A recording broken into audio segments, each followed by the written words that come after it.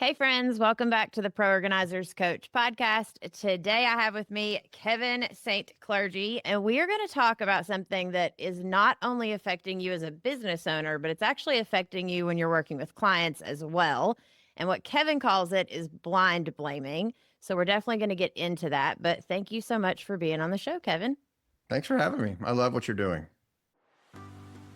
I'm Samantha Brown, professional organizer, decluttering specialist, and business coach.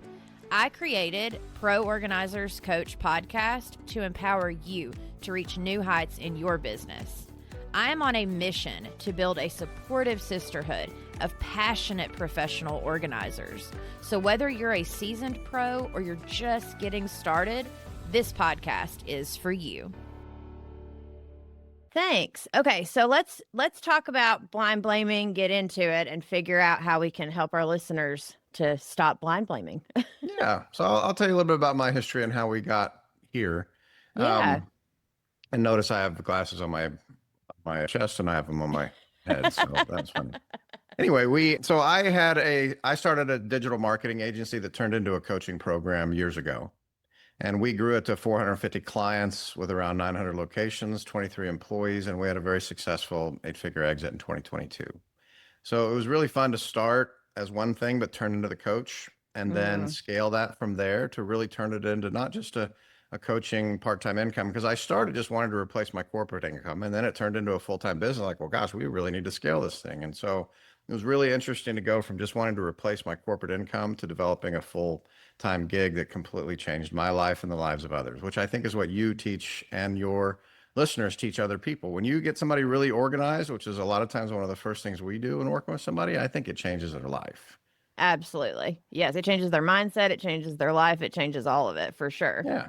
So what happened was after I sold, I went and got my dream car, the douchey Lambo, as my girlfriend who I'm dating now wouldn't go out with me because I drove that. Anyway, that's another story. But I got home and one of my friends asked me, Kev, what's next? And I was like, I don't know. I kind of thought I was done. And he's like, come on, you're only 50 years old. What's next? And it bugged me. Everybody left and we, had the champagne that I've been saving for a few years when we did have a successful exit. And I walked into my office and wrote on the board, what is next? And I saw a TED Talk book up on the shelf. And I was like, well, that's different. I've talked all over the world on a variety of different subjects for entrepreneurs and people with practices, and that'd be a good goal to shoot for. So I joined a mastermind group with a woman who was on TED.com, Heather Monahan, still a good friend. And she hooked me up with these people who took me through my whole life and looked at all these life lessons that I had to come up with a TED Talk first. So we set it on a story, which I'll tell in just a second. And we wrote the TED Talk. And then I had a very successful podcast in that profession before my new one. And I had some really successful authors on there. John Gray, who a Men Are From Mars guy, Jack Canfield, and they all kept reading the TED Talk going, man, Kev, this would be a great book. This would be a great book. And I was like, I don't want to write another book. I've written 6 and I love them and I'm proud of them, but man, it's just a lot of work. And finally, one of them said, I think you have a duty to write this book. So we did, and it's been a hit. We've been very blessed with how it's been received. But the story that we settled on is when I was 10 years old, I was a phenomenal baseball player. And for those listening who don't know anything about baseball or don't have any kids in Little League, I had a 550 batting average, which is not just good, it's epic, it's great. And so people noticed. My dad and I, in the off season after that season, started practicing every day. We had a swing coach. Believe it or not, we had a mindset coach, which was trying to help me get the right mindset because he was really trying to prepare me for high school ball, college ball. And in my mind, I was already playing for the pros. So the next season we were ready. We stood up to bat and then I started swinging and missing. In fact, I missed every single pitch for the entire season, which if you don't know anything about baseball, that's really bad. So I literally went from hero to zero. And you guys can probably guess what I heard from the stands. Come on, kid, keep your head in the game. Play to win this time. And I know you know about the lectures I got from my dad on the way home about how bad my attitude was. And then I started blaming myself, thinking, well, maybe this isn't the sport for me. So I quit. And 2 weeks after I quit at a fluke eye exam, we found what the real problem was. I just couldn't see. The doc said, sorry, kid's practically blind without glasses. And here's the real problem. In that 2.5-year stint of trying to play baseball, which I still struggle with watching baseball today, the adults in my life never stopped blaming me for something that was completely out of my control. So we call it blind blaming. And it's at the heart of every organizational, personal unresolved problem that we have in our lives and our business. And coaches go through the same thing.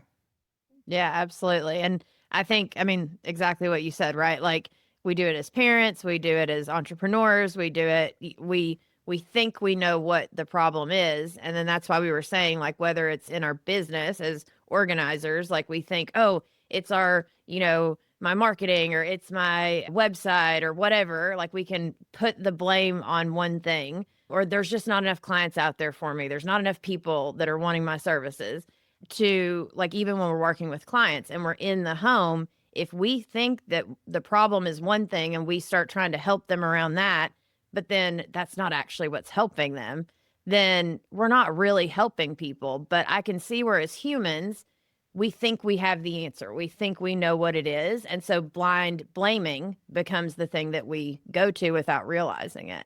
You nailed it. And we always say there's 3 fatal flaws of blind blaming. So there's these cognitive biases that we all have. And this is what I feel is going to make you a better coach. At the end, I'll tell everybody how to get the book, because it was really written for me as a coach to do a better job of getting to the root cause of why problems can't seem to implement the things that I was teaching. So I wrote it for myself. So it's really connected with a lot of coaches out there, which is why we try to be on these podcasts. But there is an individual that I know quite well. The 3 fatal flaws, excuse me. Let me go back to that. So there's these cognitive biases that we have that we all suffer from, and that are there to help us. They help us make decisions faster. They help us do the right things. They give us structure. It protects us from ourselves and our brains. That's the simplest explanation I can give you, but they can also hold us back. So the 3 fatal flaws, there's these cognitive biases. The first is called availability bias. And availability bias is when the first thing that pops into your head when you have a problem that you think is the cause of that problem, that is it. There is nothing else that you'll see. And then the second fatal flaw is confirmation bias. When you think you know what it is, you go out and you start looking for data to back up that initial thought. And a lot of times you completely ignore contradictory evidence that shows you it may be something else. It's almost like you can't see it. There's a book called The Structure of Scientific Revolution. It's one of the most quoted books in history. The guy got really angry when he wrote it for researchers, but when we started using it for business, he got all mad. Pretty funny. So another story there. But what happened was, all these researchers, when they would do certain studies and the results of those studies fit into their paradigm, their way of thinking, what they thought would happen, everything was fine. But when they got the results and it didn't fit with what they thought would happen, it's almost like the data didn't exist. And they do the research again and again and again, the definition of insanity. And I see that all the time, whether it's coaches, consultants, business owners, agency owners, people, relationships. It really just applies to everyone. And so if you're too busy solving the wrong problem, the fatal flaw number 3 is you can't solve the right one.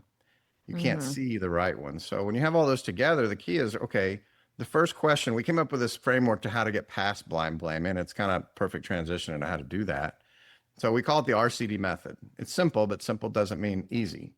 And so the first one is R, which stands for reflect. And it's all centered around one question. So when you have an unresolved problem or something that keeps happening to you over and over again, no matter if it's in your business, your coaching business, with a client, whatever it is, you have to ask yourself, is there something else going on that I can't see? And in the book, we give you 5 different areas to look at. Like, first thing we look at is health. For example, there's an individual that I know quite well who he got to $1 million a year in his business, and his partner was getting frustrated with him because he was forgetting to do things. His team was getting frustrated with him because, again, he seemed all over the place and scatterbrained, ADHD, and his customers were starting to leave. So on paper, he looked like he had a really solid business, 7 figures, but it was kind of falling apart. And it centered around the things that he was doing. And his team came very convinced that he had ADHD, so much so that they were recommending that he go to his doctor and get on medication. And his partner was so frustrated with him, he hired him an ADHD coach. Wow. And so they went to worked with the ADHD coach for a couple of months. And the ADHD coach said, look, I've been doing this my whole life. I don't think you have ADHD. I think there's something else going on that we're not seeing. So she sent him back to his primary care doctor. And the primary care doctor said, so you've battled ADHD your whole life, which I would think that you guys deal with a lot of those in organizing. Yes, very much so. I did a talk at an ADHD conference. It was fascinating. But so he got really mad. He's like, no, I didn't. I had straight A student. People are just throwing this at me in the last couple of years. I have no idea what's going on. She goes, I think there's something else going on that we can't see. So she put him through some tests, and it turns out he had sleep apnea. He was chronically exhausted. It had nothing to do with ADHD, but his team, his partner, and his clients who were going to his team and telling him, look, you got to fix this ADHD, Kevin. He's not good, because that individual was me. Oh. And once we fixed that, that was when we did really well when we got to that point. But once we fixed that, we grew it 5 times. our business exploded because all of a sudden I was not chronically exhausted. I didn't have ADHD, but everyone around me was convinced. So that's the problem with that reflect stage. And there's 4 other areas that we get into in the book. We won't have time to get into them today, but the next stage is called Absolutely. connect. And connect is where you actually get a coach like you that can see things that other people can't. And so we connect with and you do both of them because I loved what you're doing. You connect with a professional coach, a mentor, join a mastermind where other people with like-minded thoughts can look at you and say, I don't think that's what the problem is. There's something else. You're where I was a couple of years ago. Mm-hmm. So sometimes in business, like you said, we blame marketing, but you're not answering the phone. You're not responding to email leads right away for whatever reason. And it's not marketing, it's you. Yeah. But sometimes it's not you. And that's right. Like with what you were saying too, like it can be, but then again, it may not be. But at the same time, I love that you've created this framework, and framework has been this like kind of reoccurring theme ever since I started creating courses. And like, there is power in frameworks. They work for like they frame it and they work, right? Like there's a reason they're frameworks, is because if you have something you can do, it really will help you if you're open to it, right? And so That's right. I love that you've created it. And so, okay, so we're going to reflect. I got one more step. Yeah, we got to reflect. Connect. Is there something else going on that I can't see? Connect with someone outside of your sphere of influence. I personally prefer paid coaches like yourself because people who pay attention. And when you join paid masterminds, people are paying to show up. Because if you do these networking groups, sometimes they show, sometimes they don't. I'm not a big fan of networking groups. I'm part of them. They're a normal part of business, but look for a paid coach like yourself. Yeah. So finally it's D, and that stands for decide. So I had a client and she was looking to acquire another business. She was gotten big enough where she's like, look, I think if I acquire this another business, I can double my income. And I'm like, you're right. Let's look at it. So I lined her up with some funding sources, and she kind of hemmed and hawed on what to do for the next for a couple months. And they just keep coming back with better offers. And she's like, well, Kevin, what do you think I should do? Now I've worked with this woman since she started her business like 7 years ago. And I just told her straight up, Kayla, and I know her well enough to do this, I think you need to make an effing decision. And I didn't say it like that though. So I won't cuss her, no problem. I should have asked you before. And she's like, okay. So she knows me well enough, and she just went off. And then the next month she comes on, and I'm like, well, I always start my coaching calls now off with what's going well, which is a big takeaway for your clients. I don't ask, how are you anymore? Because the world's a dumpster fire in some people. Half the country thinks the world's great. Half the country thinks it's crap.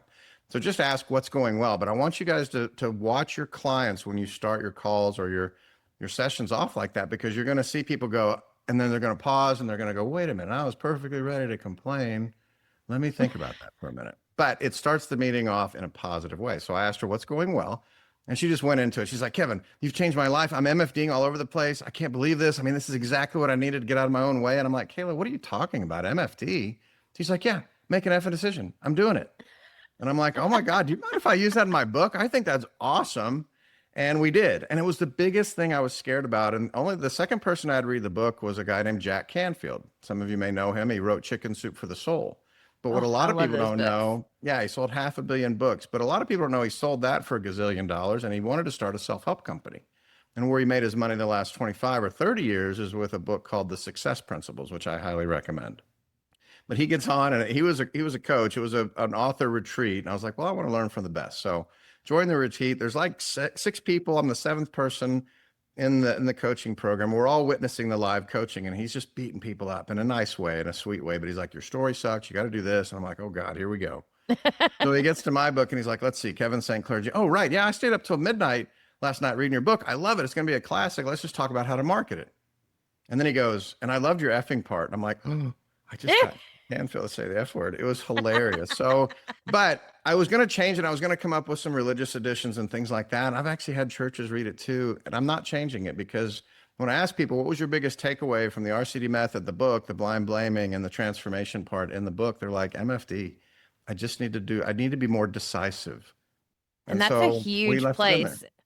I agree. I mean, I think, it's a huge point of making the decision, right? Like, you can go around, and this is exactly what we help our clients with, right? Like, typically people call us because they're overwhelmed. They can't make decisions. They need someone there. I even hire my own assistant to come in and help me with my own house, because to have someone there, you're going to make the decision, right? But in our own business, all of a sudden, exactly what the lady that you were coaching with does. It's like, oh, but I could do this or I could do that or what if or maybe or this might happen. And it's like, no, just like take the step, do the action. Like you will figure it out as you go. Just make a decision. If it's the wrong one, you'll figure it out that it's wrong and then you'll get around to the right one. But That's if you right. stay in that indecisive, you're getting nowhere fast. Yeah, I've seen it. I saw it with when I first started that company. I had joined Russell Brunson was my original coach. I don't know if you ever heard of him Oh, before. yeah. So I worked with Russell 20 years ago when we were both starting. I was doing about 60 grand a year. He was doing about 6 million a year. He was the first guy I called when I sold because I'm like, dude, if you wouldn't have told me what you told me when I argued with you, I wouldn't be where I'm at today. But basically, my first book's back here because we were very in a niche ourselves, and it was called The Death of Audiology. He's like, dude, this is a great title. You need to give this away for free. I'm like, man, I'm making 3 grand a month selling my book. I'm not giving it away for free. He's like, Kevin, I did $6 million last year. You did 60,000. Who should you listen to? And so we gave it away for free, and then we grew it into a multi-million-dollar company. And I called. I was like, "Look, I wouldn't have been able to sell if it wasn't for you, man. So thank you." And in fact, I joined his mastermind so I could pitch him on the new book. I was like, "Well, you helped me with this last book." I was shocked at how much more it is these days to work with the guy. You know, when you become a Right. billionaire, you can charge a lot more money. But I had the money, thank goodness, and did it. And he's like, "Man, I think this applies to everybody. I really think you should just go wide on this and teach this to as many people as you can because same feedback. I think you're going to change a lot of lives." So RCD, reflect, connect, and decide. And just remember, sometimes you got to get out of your own way. And only one or two things are going to happen. It's going to work or it's not. And you can't dwell on it when it doesn't. You just need to make another decision to do something different. It's not about, there's no such thing as failure. There's only results. And if you don't like the results you're getting, make a change. Do something different. MFD. Yeah. Yeah. And that whole like the idea of like failing forward, that was a big one for me because Yeah. especially for a lot of us that are organizers, right? A lot of us are very like type A personalities. Like we like a good to-do list, like go get the things done. Like we're pretty good with action. But with that comes getting in our own way and like over like analysis paralysis and constantly having to, go through the ideas before we take the action sometimes just because we want the action to be good. But that whole idea of like failing forward and progress over perfection, those were the two mantras constantly repeating in my head when I was starting my Yep. business because I wasn't getting anywhere without having those mantras in my head. Like doing something is better than doing nothing. And like you don't know if it's going to work until you try. And once you try, exactly what you said, you get results, you take in the data, you figure out what's working and what's not, you pivot and you keep on moving. That's called being a business owner. Yep. And it's a lot of times, just like I did, I got involved because I started the business for the wrong reasons. I wanted to start the business because I was tired of corporate and I wanted to do this. Most entrepreneurs, when they start a business, it's to take a business concept and a sum of money and turn it into a business that they can exit from years ago. And I think that was a critical shift. If you ever read a book called The E-Myth Revisited by Michael Gerber, another great one to read, because if you really want to create a business, which I think everybody should set a goal to do, that's scalable, that you don't have to be involved in every day, and you can do it. I don't care what type of coach you are. I've seen too many people scale these businesses. Even my coach now, who I paid $1 gazillion to work with, she's doing $10 million on her way to 100 million. And so that's who I want to learn from because that's our new goal. I think Yeah. a lot of times, some of our programs we have something called M3 mastery, and that's mindset, margins, momentum. We've always felt if we built the business owner that builds the business, then everyone will be more successful. And we've had a lot of people grow 50, 60, 100%, as you do as well, but we always work with them on their mindset. And I don't think that ever stops. I'm going to call it building a mindset practice because it's not something you ever master. There's always a new devil at every new level that you get to in your business or your coaching. And there's always something you can learn better, and there's always somebody you can learn from. Which I'm glad. That's why I'm glad you're doing some of the things you're doing. But margins is making sure that you're selling the right packages. So you have the money, the offer, the marketing that's going to get you to the point where you can create that momentum, which is the third M. And that's when it comes into scaling and hiring people and doing some other things. And when you do those right, really cool stuff can happen and your life changes. Yeah. It was really neat to have hundreds of thousands of dollars rolling in, whether we worked or not, every month, and working a normal work week. Now, I treated it like a business. I was there. We got to the point where we didn't have to be there every day and when we took vacations, but it took us a few years to get there. I think that's another thing I would pass on to coaches is be patient, play the long game, do one thing at a Thank time. you. I tell people that like that statement it's the long game, right? Like Mhm. to me, that is business. It's what we do as organizers. It's what I'm doing with the YouTube and the podcast, like all of Yeah. it. It's not these people that make you think like, oh, it's an overnight success, or, oh, you launch your website, you're going to have a line of clients at the door. They are BSing you. Like that is not how this works ever. Like minimum 9 months to a year before you have any kind of consistency, specifically in what we do, because typically, like with coaching is a little bit more, the business model is a little bit more like being a cleaner. You have the same clients coming back, you're helping them through things.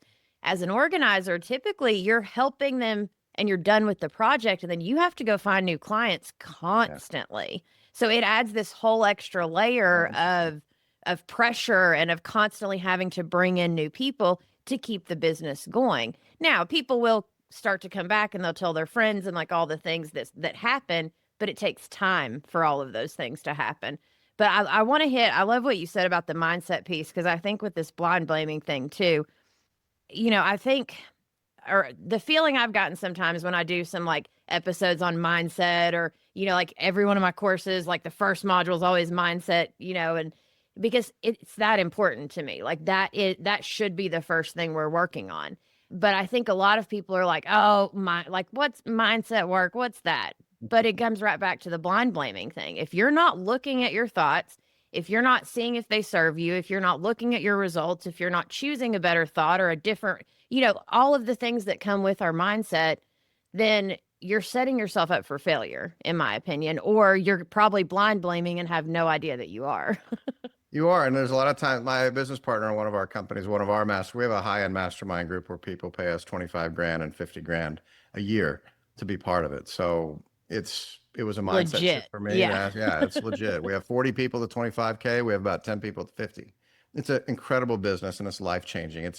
We always try to help people go from transactional to transformational, because when I was just charging little bits, but when we started charging what we thought we were worth, which was a big mindset shift for us. Mm-hmm. We started getting we started attracting the right people, basically. And then we've built a group over the last 5 years. It's amazing. And there's no reason you and your clients can't do the same thing, which I know you know. But that mindset, what Eric says sometimes, he says, look, the story that protects you imprisons you. The story that protects you imprisons you. And it's a critical note. I would write it down if you're listening to this and just think about it for a minute, because there's all these stories that we tell ourselves, like they take your advice. I can tell you, I know what happens because I've been a coach for many years. It's coming up on 30 years, which I used to be able to say, yeah, it means I started in the 4th grade, but I got too much gray hair now and nobody believes me. So anyway, they try one of your techniques and they immediately go into blame and complain. This is your fault. This didn't work. I tried it once. It didn't work. Really? Well, let me go see what you did. Yeah, I know you hear it. I can tell you. I go through it too. I had somebody this morning who's actually gotten to the point where she's grown her business and she's got some employees, and she's like, okay, I need to know how to deal with chronic negativity. I've got an employee that's just always just talking under her breath, and she's annoying the hell out of everybody, including me.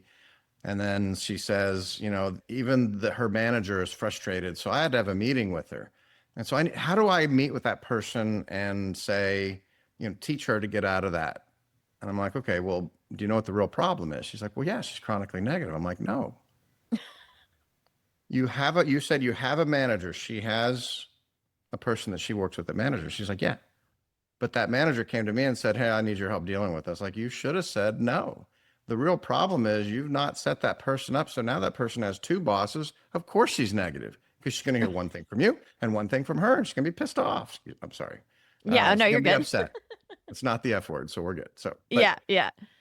I was like, the real problem is you have to let her be the manager, and you have to say, for those of you who have scaled your business and you have employees, you have to let them do what they're made to do, or their jobs, and especially with management, because you should have said, no, this is something you need to do with. Do you need some help? Because I'm here.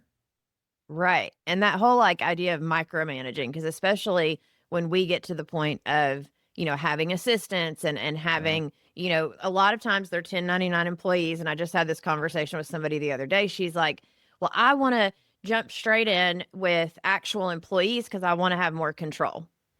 And I'm like, okay, hold on. Like, where does that concept come from? That if they're an employee of yours, you have more control than if they're a 1099. Like that's a myth. That's not true.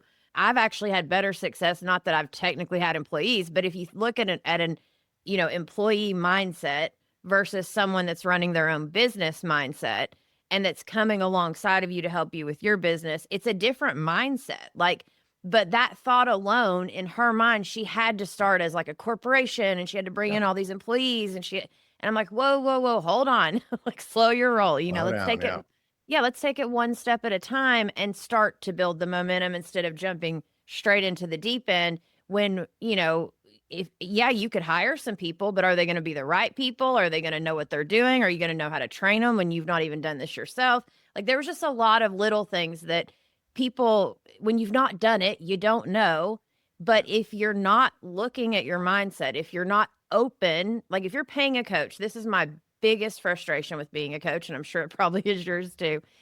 If you're paying me, and with my organizing clients too, right? Like if you're paying me and I'm giving you advice or coaching or whatever that is, helping you reflect, whatever it is, but you're not taking what you're realizing and doing anything with it, or you're bucking back at me, what are you paying? Like, why are we here? What are we doing? Like, let Yeah, me be help coachable you. is Yeah. but I think it's important for some of your listeners, and I'm sure a lot of them are your clients, to if you start working with somebody, I think if you start getting that, I would encourage everyone to start looking at your interview process. I want you to notice that I didn't say sales process, I said interview process. You have an incredible program. So we've always recommended a discovery call and a working call. The discovery call is where you have somebody that's interested in what you have to do, and we have this instinct that we need to go into pitch mode right away and talk about what we do. No, you need to make sure that it's the right client. When we did this back in 2018, it completely transformed our agency and business. And the coach, we just had no failures after that because we interviewed the clients and we actually had to tell people, look, I don't think you're a good fit. I don't think you're ready. And it was Yeah. hard sometimes. God, it was always on a slow month. I mean, how many of you listening, including yourself, Samantha, have had a slow month and you take this person on and, deep down inside, this is the wrong effing person. Yes. And then they just drive you nuts. And then they blame you because there is a Yes. concept that I do believe in, and it's a concept called 100% responsibility.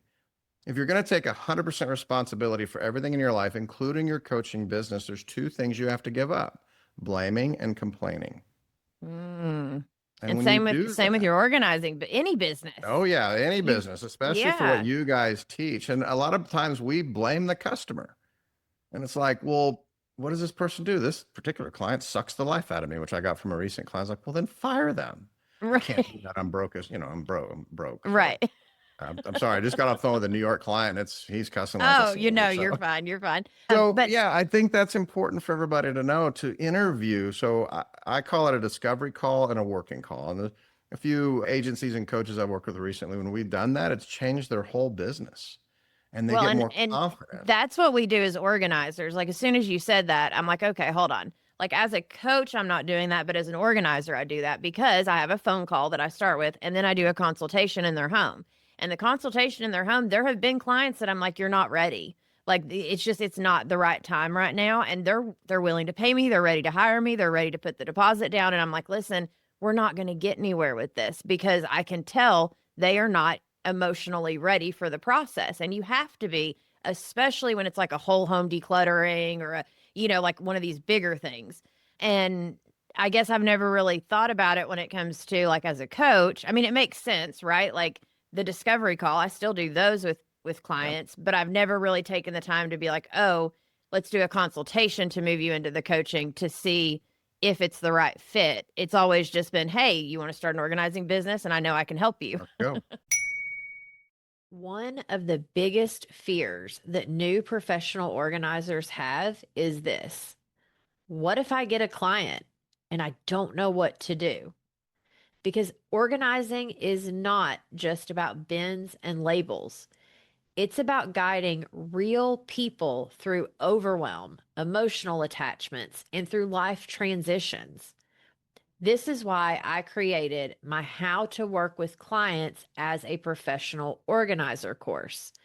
Inside the course, I walk you through the entire client journey, from the first inquiry to the phone call, the consultation, your organizing sessions, and how to follow up.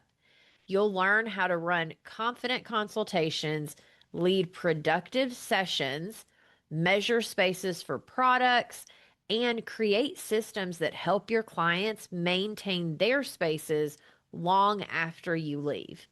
You'll also receive client paperwork, consultation guides, intake forms, and process templates that help you work professionally with every single client.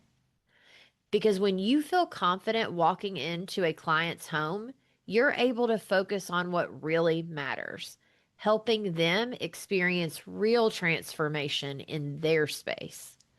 So go to proorganizerzacademy.com, scroll down to the course, and click Learn More to see a video of what's included in the course.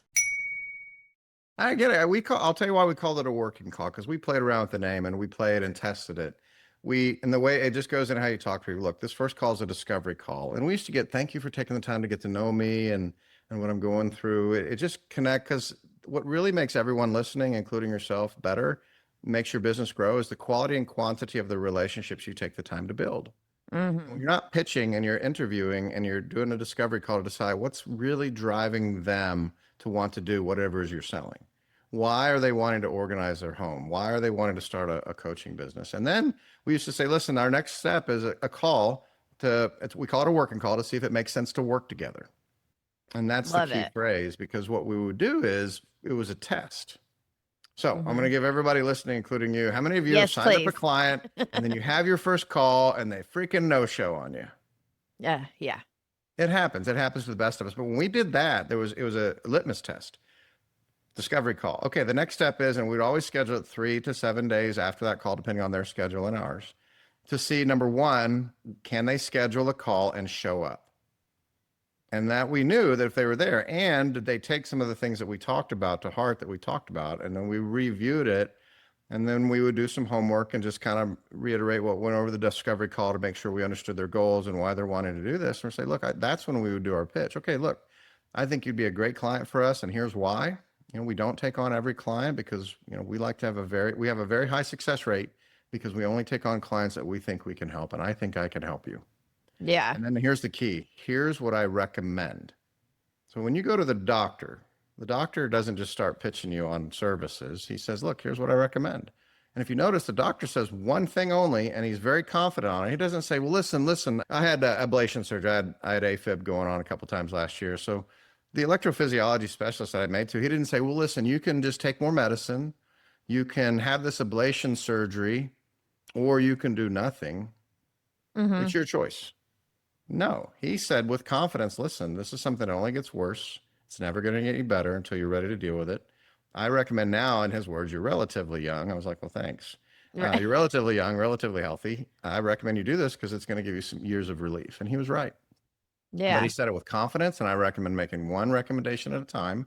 If you have kind of a ascension model where you've got different levels of service, you can show them what your 3 or 4 services are. Like with us, we have certain programs for people under $500,000. That $500,000 to $1 million, we have another program, and then our $1 million plus, and then our $2 million plus businesses have different levels that we can go. They go anywhere from $6,000 all the way up to $50,000, and we're about to add $100,000 investment level.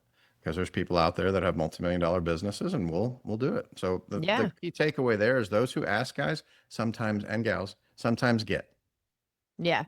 Well, and exactly what you said, right? Like and so my kind of mantra around here, right, is like, keep it simple, plant seeds, and be consistent. Right. To me, those are the 3 biggest things as an entrepreneur, that you've got to keep it simple, because the second you start overcomplicating it, and kind of to your point, right, offering one thing, giving them one solution with confidence is it sells itself, because then they're like, because, you with the doctor, you were like, oh, he knows what he's talking about. Had he given you 3 or 4 options, you would have been like, wait, does he even know what he's doing?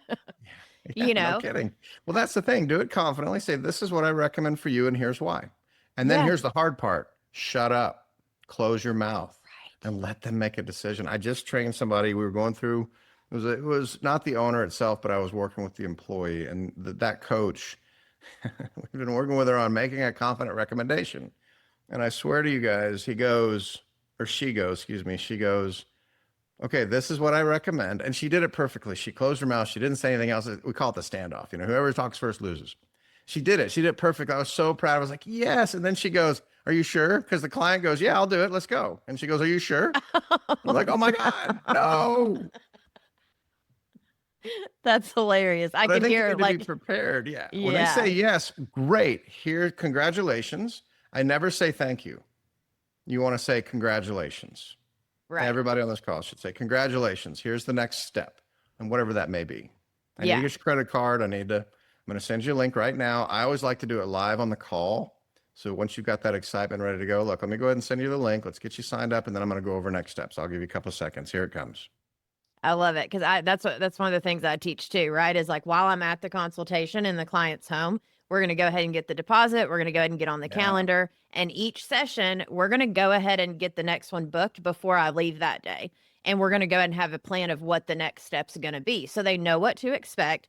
And exactly what you said, because the people that are like, oh, I'll call you later, I'll get back to Yeah. you, Yeah. you're never going to hear from them ever. Like, while the momentum's going, you've got to keep that momentum going, but knowing it's for their good as well. Like you are helping them with something. And I think that's where a lot of us get stuck, is that kind of where your client was like, are you sure? She didn't believe in her own ability to No. help that person. Because once you believe in your ability and listen, what I'm selling is going to help them and it's worth the money they're investing, that's a whole different mindset shift that brings more clients and the right type of energy to the sessions and to the calls and to booking the sessions with people.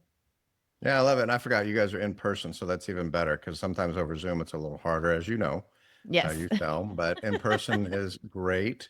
Yeah, I love that. Great advice.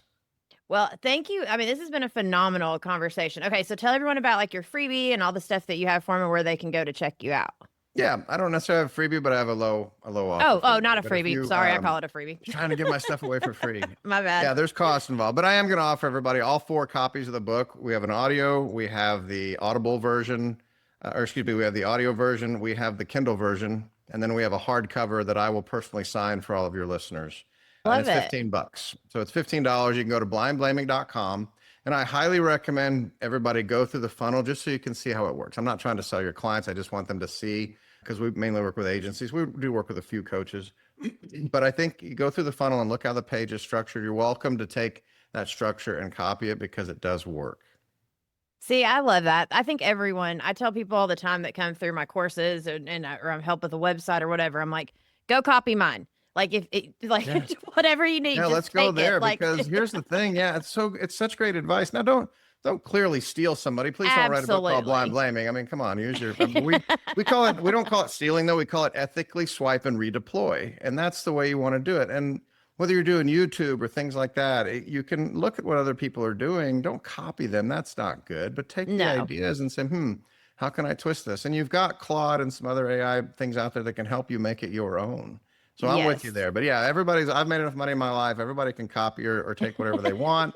I think I can do it better. So you're welcome to try to compete against me if you want. And I think that's what everybody needs to do on this call, is realize that nobody can do what you do as good as you can do it. Don't be afraid of competition. Do your own deal. The only person you need to compete with is the person you look at in the mirror every morning. And if you can do a better job today than you did yesterday, you'll win.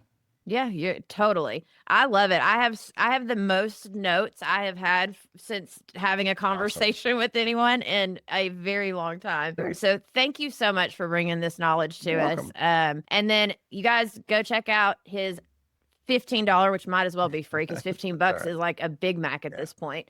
But yeah, I appreciate you. And then for those of you listening, we appreciate you. And I hope I'll see you in the next episode. Thanks, guys.